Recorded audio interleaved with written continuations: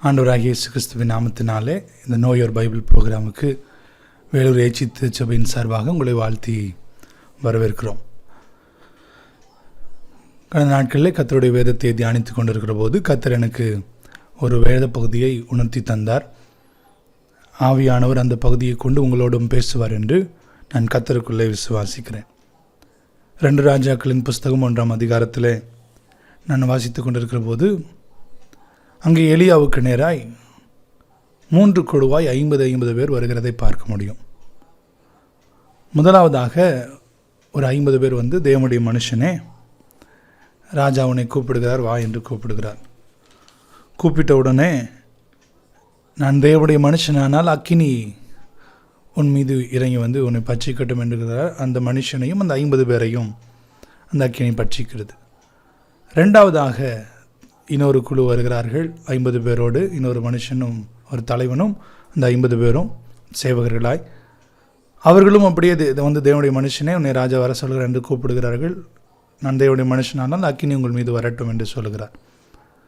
திரும்பமாக 3வது ஒரு தலைவன் வருகிறான். ஏனென்றால் அவர்களையும் பட்சித்து விட்டது, 2வது குழுவையும் பட்சித்து விட்டது. 3வது ஒரு 50 பேர் கொண்ட ஒரு குழுவோடு தலைவன் வருகிறான். அவன் வந்து 13ஆம் வசனத்தில் சொல்கிறதை பார்க்கிறோம். திரும்ப 3ஆம் தரம் ஒரு தலைவனையும் அவனுடைய 50 சேவகரையும் அனுப்பினான். அந்த ராஜா அனுப்பினான். இந்த 3ஆம் தலைவன் ஏறி வந்தபோது எலியாவுக்கு முன்பாக முழங்காற்படியிட்டு அவனை வேண்டிக் கொண்டு, தேவனுடைய மனுஷனே, என்னுடைய பிராணனும் உமது அடியாராகிய இந்த 50 பேரின் பிராணனும் உமது பார்வைக்கு அருமையாக இருப்பதாக என்று சொல்லுகிற பிறகு ஆண்டவர் சொல்கிறார், இதோ அக்கினி வானத்திலிருந்து இறங்கி முந்தின 2 தலைவரையும் அவருடைய 50 சேவகரையும் பட்சித்தது. இப்போதும் என்னுடைய பிராணனுக்கு அருமையாக இருப்பதாக என்று சொன்ன பிறகு ஆண்டவர், பயப்படாதே, இறங்கிப்போ என்று சொல்லி ஆண்டவர் எலியாவை நோக்கி பார்க்கிறோம். இதிலிருந்து புரிந்து கொள்கிற ஒரு காரியம் என்னவென்றால், முதல் 2 பேரும் இந்த தேவ மனுஷனை சாதாரணமாக என்ன பண்ணுறாங்க, அவங்க ஒரு சாதாரண ஒரு நபரை போல அவர்கள் மரியாதை குறைவாய் நடத்தி கூப்பிடுகிற போது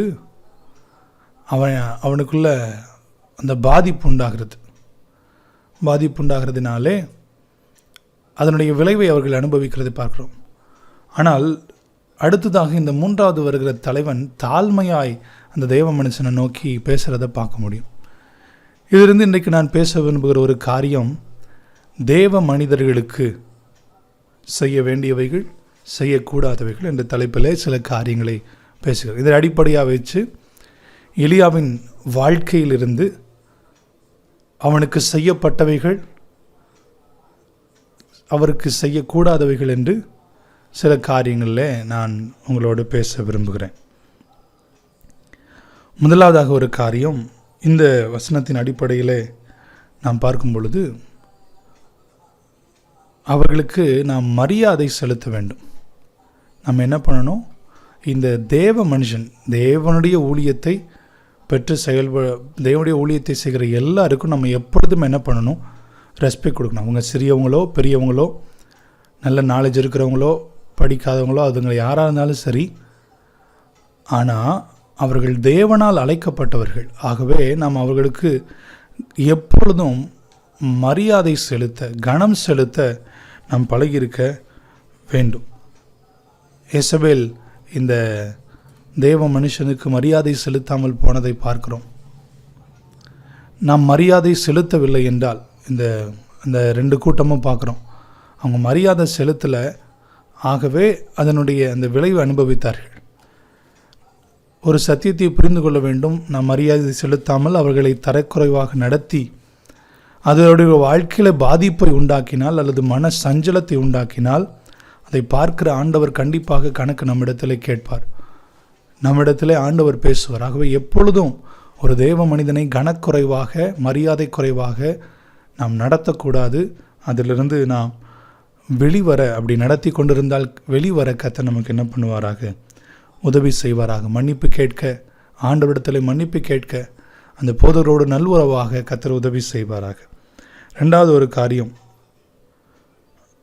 2 ராஜாக்கள் 3வது அதிகாரம் 11வது வசனத்தை பார்க்கும்போது அங்கே எலிசாவை குறித்து இப்படி சொல்லப்பட்டிருக்கிறது, எலியாவின் கைகளுக்கு தண்ணீர் வாய்த்த எலிசா என்று சொல்லப்பட்டிருக்கிறது. இதனுடைய அர்த்தம் சிம்பிளாக புரியணுன்னா, எலியாவுக்கு இந்த எலிசா என்ன பண்ணிகிட்டு இருந்தார்? ஹெல்ப் பண்ணிகிட்டு இருந்தார். நாம் தேவ மனிதர்களுக்கு உதவும் போது அது நம்முடைய வாழ்க்கைக்கு ஆசீர்வாதமாய் மாறும். நான் இப்போ பேசிகிட்டு இருக்கிறதெல்லாம் செய்ய வேண்டியவைகள். முதலாவதாக மரியாதை செய்ய வேண்டும். ரெண்டாவதாக நாம் அவர்களுக்கு உதவி என்ன பண்ணணும்? செய்யணும். நம்மளால் முடிஞ்ச உதவி. அவர்களுக்கு சில காரியங்களுடைய இயலாமைகளில், அவருடைய தேவைகளில், அவர்களுக்கு ஒத்தாசையாக சில காரியங்களிலே நாம் அவர்களுக்கு என்ன பண்ணணும்? உதவி செய்யணும். மத்தேயு 10:42 பார்க்கிறோம். சீஷன் என்னும் நாமத்தினாலே இவளுக்கு ஒரு கலசம் தண்ணீர் கொடுத்தாலும் அதனுடைய பலனை அடையாமற் போவதில்லை என்று பார்க்கிறோம். அப்போது தேவ மனுஷனுக்கு நீங்கள் செய்கிற சின்ன சின்ன உதவியோ பெரிய உதவியோ எதுவாக இருந்தாலும் அதற்குரிய பலன் நம்முடைய வாழ்க்கையில் நம்மளால் என்ன பண்ண முடியும்? பார்க்க முடியும். ஆகவே தேவ மனிதர்களுக்கு உதவி செய்ய கர்த்தர் நமக்கு கிருபை தருவாராக. மூன்றாவதாக, தேவ மனிதர்களுக்கு கீழ்ப்படிய வேண்டும். அவருடைய வார்த்தைக்கு ஒரு நாளும் நாம் அல்லல் தட்டுதல் கூடாது. அதை நாம் கவனியாமல் செல்லவும் என்ன பண்ணது கூடாது. அவங்க என்ன சொன்னாலும் அதை என்ன பண்ணணும்? நம்ம கீழ்ப்படிந்து நடக்க வேண்டும். நம் கீழ்ப்படிந்து நடக்கும்போது நம்முடைய வாழ்க்கை அது ஆசீர்வாதமான ஒரு நல்ல வாழ்க்கைக்கு நேரம் என்ன பண்ண முடியும்? அது போக முடியும். 1 ராஜாக்கள் 17 அந்த 15 பார்க்குறோம். அந்த சாரிபாத் அந்த விதவை, அது நடக்காது, அது நடக்குமோ நடக்காதான்னு தெரியல. ஆனாலும் எலியா சொன்னபடி போய் என்ன பண்ணுறான்? அடைய சுட்டு முதலாவதாக அவள் கொண்டு வருகிறதை பார்க்க முடியும். கொண்டு வந்ததினாலே தான் அவருடைய வீட்டிலே அந்த பஞ்சகாலம் அந்த முடிகிற வரைக்கும் அவருடைய வீட்டில் அந்த எண்ணெயும் மாவும் குறைந்து போகவில்லை என்று வசனம் சொல்லுகிறபடி வாழ்க்கை ஆசீர்வதிக்கப்பட்டதை பார்க்கும். ஒரு தேவ மனுஷன் சில காரியங்களை நம்ம இடத்துல ஆலோசனைகளாக கர்த்தர் சொன்னதாக சொல்லும் பொழுது நாம் அதற்கு கீழ்ப்படிந்து என்ன பண்ணணும்? நடக்கணும். கீழ்ப்படியணும்னா உங்கள் வாழ்க்கை அழிவுக்கு நேராக போயிருக்கு. ஏன்னா அவள் சொல்கிறான், என்னது இவ்வளோதான் மாவு இருக்குது, சாப்பிட்டுட்டு நானும் என் பிள்ளை என்ன பண்ண போகிறோம்? சாக போகிறோம் அப்படின்னு என்ன பண்ணிட்டா சொன்னதை அவள் பார்க்குறோம். அப்போ ஒரு வேளை அன்றைக்கி அவள் கீழ்ப்படியாமல் இருந்திருந்தால் அவருடைய வாழ்க்கை மரணத்திற்கு நேராக போயிருக்கும். ஆனால் தேவ மனுஷனுடைய வார்த்தைக்கு கீழ்ப்படிந்ததினாலே அவள் ஆசீர்வாதமாய் அவருடைய வாழ்க்கை மாறினதை பார்க்குறோம். உபதியாவை பார்க்குறோம். இந்த 18வது அதிகாரத்தில் இந்த தீர்க்கதரிசி எலியா போய் ஆகாபுக்கு நான் காண்பிக்கணும், அவன்கிட்ட போய் சொல்லு அப்படின்றார். உடனே இவர் புலம்புறார்.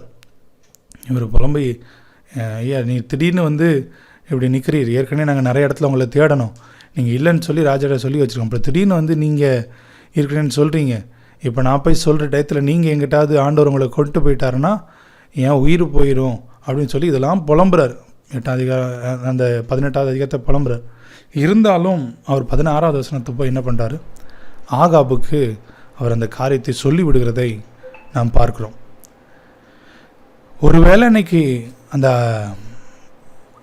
அந்த உபதியாக போய் அன்றைக்கி சொல்லனா ஆண்டவர் எப்படியாவது நிரூபித்திருப்பார், வித்தியாசமான முறையில் நிரூபித்திருப்பார். ஆனால் அந்த கீழ்ப்படியாமையின் விளைவு அந்த ஜனங்களிடத்திலே கர்த்தருடைய செய்கை விளங்க முடியாமல் போயிருக்கும். ஆகவே நாம் எப்பொழுதும் தேவனுடைய வார்த்தைக்கு, தேவ மனுஷனுடைய வார்த்தைக்கு கீழ்ப்படிந்து என்ன பண்ணணும்? பழகணும். நிறைய நேரங்கள் அது கசப்பாக இருக்கும், அது லாஜிக்காக தோணாது, அது சரியாக இருக்குன்னு தோணாது. ஆனால் ஆண்டவருடைய மனுஷனுக்கு கீழ்ப்படுகிற போது அது எப்பொழுதுமே நம்முடைய வாழ்க்கைக்கு நல்லதாக என்ன பண்ணும்? மாறும். ஆகவே எப்பொழுதும் நாம் ஆண்டவருடைய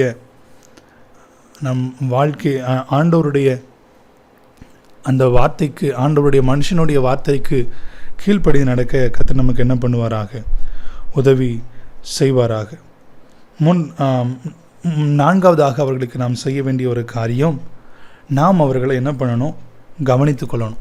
1 ராஜாக்கள் 17:20-22 வசனம் வரைக்கும் பார்க்கும்போது எலியா அந்த சாரிபாத் விதவை வீட்டில் தங்கி இருக்கிறத பார்க்குறோம். நாம் தேவ மனிதர்களை கவனித்து கொண்டு அவர் எங்கே போவார்னு சொல்லி அவருக்கு வீட்டில் இடம் கொடுத்து அவங்களை கவனித்து கொண்டு இருக்கிறார்கள். திடீரென்று அவருடைய வாழ்க்கையில் ஒரு மோசமான சூழ்நிலை வருகிறது. அப்பொழுது தேவ மனிதனை கொண்டு, இதுவரைக்கும் பைபிளில் எங்கேயுமே செத்த ஒரு நபர் எழுந்து வந்ததாய் சரித்திரமில்லை. ஆனால் முதன்முறையாக அந்த மரித்த அந்த மகன் எழுந்து வந்ததை பார்க்கணும். ஏன்? தேவ மனுஷன் அவங்களோட வீட்டில் இருந்தாங்க. அந்த தேவ மனுஷனை இவங்க என்ன பண்ணாங்க? பார்த்து கொண்டார்கள். நாம் தேவ மனிதர்களை கவனித்து கொள்ளும்போது, அவர்களுக்குரிய காரியங்களை நாம் செய்து கொடுக்கும் பொழுது, கண்டிப்பாக தேவன் நம்முடைய ஆபத்தான சூழ்நிலைகளிலே நம்மை அற்புதமாய் காத்து நடத்துவார். அவர்களை கொண்டே காத்து நடத்துவார். ரெண்டாவதாக ஒரு காரியம், 2 ராஜாக்கள் 4ஆம் அதிகாரம் 9 முதல் 17 வசனம் வரைக்கும் வாசிக்கும்போது, அங்கே எலிசாவை குறித்து வாசிக்கும்போது முடியும். எலிசாவுக்கு அந்த சுனேமியால் அந்த ஸ்திரீ என்ன பண்ணுறாங்க? அவங்க கணவர்கிட்ட பேசி, இவர் அடிக்கடி வந்துட்டு போகிற தேவ மனுஷனாக இருக்கிறார், இவருக்கு நம்ம வீட்டு மேலே ஒரு வீடை கட்டி அவருக்கு என்ன பண்ணுவோம், சேரு, டேபிள், குத்து விளக்கு இதெல்லாம் போட்டு அவரை அங்கே வச்சுக்கோம், அவர் எப்போ வந்தாலும் அங்கே தங்கிட்டோம் அப்படின்னு சொல்லி அவரை கவனித்து கொள்கிறதை பார்க்குறோம். உடனே எலியா கேஎஸ்சி அழைத்து அவளுக்கு என்ன வேண்டும் என்று கேள் என்று சொன்னோடனே அவன் எல்லாமே இருக்குன்னு சொல்கிறான். ஆனால் கேஎஸ்சி சொல்கிறான், இல்லை பிள்ளை இல்லைன்னு சொன்ன உடனேயும் அதற்காக ஜெபிக்கிறார்களுடைய வாழ்க்கையில் பிள்ளை பிறக்கிறதை பார்க்க முடியும். நம் தேவ மனிதர்களை கவனித்து கொள்ளும்போது நம்முடைய வாழ்க்கையின் தேவைகள் என்ன பண்ணப்படுகிறது, சந்திக்கப்படுகிறதை பார்க்க முடியும். முடிந்த அளவுக்கு தேவனுடைய மனிதர்களை கவனித்து கொள்ள கர்த்தர் நமக்கு என்ன பண்ணுவாராக? கிருபை தருவாராக. இது 4 காரியங்கள் நாம் செய்ய வேண்டியவர்கள். மரியாதை செய்ய வேண்டும், உதவி செய்ய வேண்டும், கீழ்ப்படிய வேண்டும், அவர்களை பார்த்து கொள்ள வேண்டும். 5ஆவதாக ஒரு காரியம், நாம் செய்யக்கூடாதவைகள். நாம் அவர்களை ஒரு நாளும் கட்டுப்படுத்த முயற்சிக்க கூடாது. நம்முடைய விருப்பத்தின்படி, நம்முடைய எண்ணத்தின்படி, பாஸ்டர் எப்படி செய்யுங்க, இல்லை இது சரி வராது, எனக்கு இது பிடிக்கல, எங்கள் குடும்பத்துக்கு ஒத்து வராதுன்னு சொல்லி நம்முடைய இஷ்டத்திற்கு ஏற்றவாறு அவர்களை என்ன பண்ணக்கூடாது?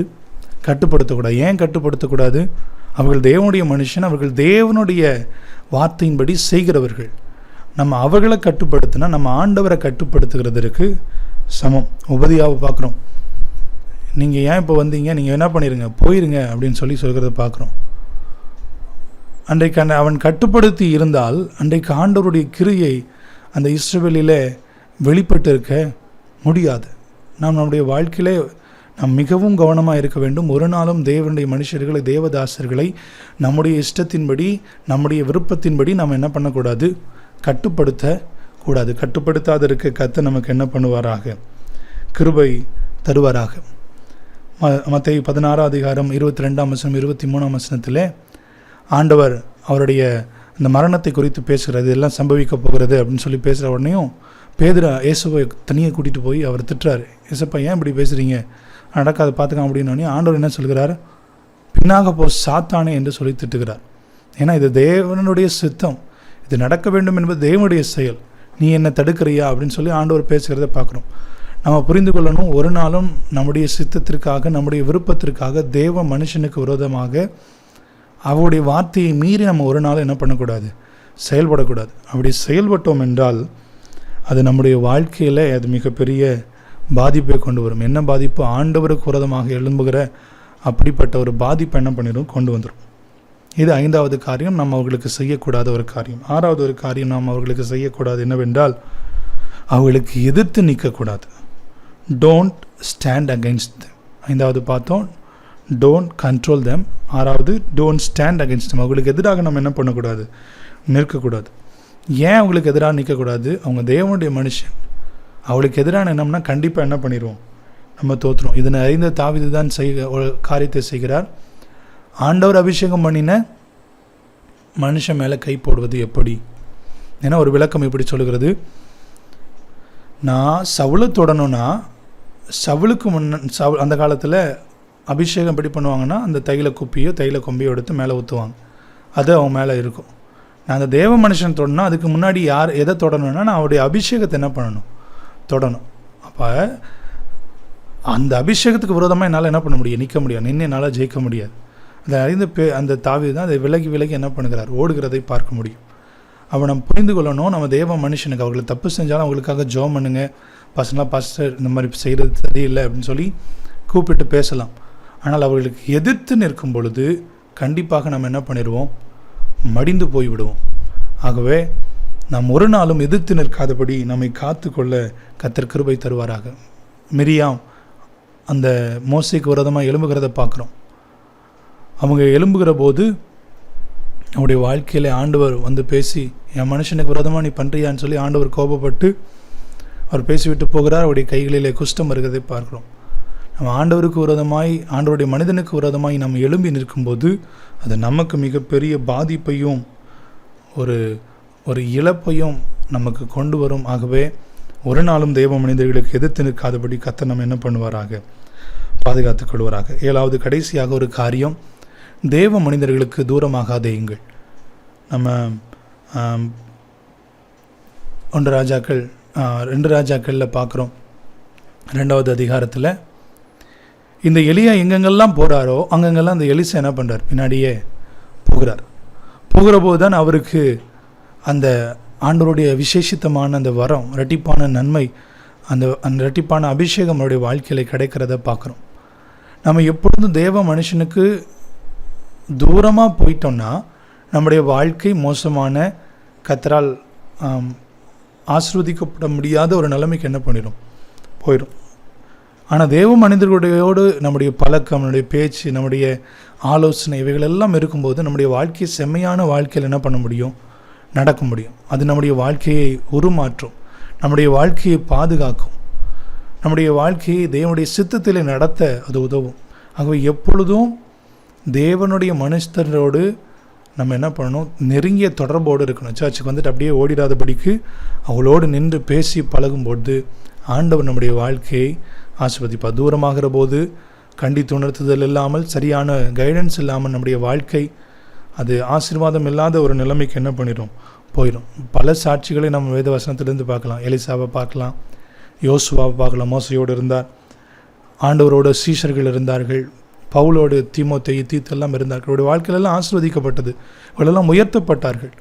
நம் தேவ மனிதர்களோடு இருக்கும்போது நம்முடைய வாழ்க்கை ஆசீர்வதிக்கப்படும். கண்களை மூடி இருக்க இடத்தில் ஜெபிப்போம். ஆண்டவரே, இந்த நாளில் நாங்கள் கற்றுக்கொண்டபடி தேவ மனிதர்களுக்கு செய்ய வேண்டியவைகளை செய்யவும், செய்யக்கூடாதவைகளை நாங்கள் உணர்ந்து, ஆண்டவரே, நாங்கள் அதை செய்யாதபடி கர்த்தர் எங்களை பாதுகாத்துக் கொள்வீராக. ஆண்டவரே, எங்களுடைய வாழ்க்கைக்கு அது ஆசீர்வாதத்தையும் நன்மையும் பயக்கிறதாய் காணப்பட அர்ப்பணிக்கிறோம். இயேசுவின் நாமத்தில் ஜெபிக்கிறோம் நல்ல பிதாவே, ஆமேன், ஆமேன். கர்த்தர் நம்மை ஆசீர்வதிப்பாராக.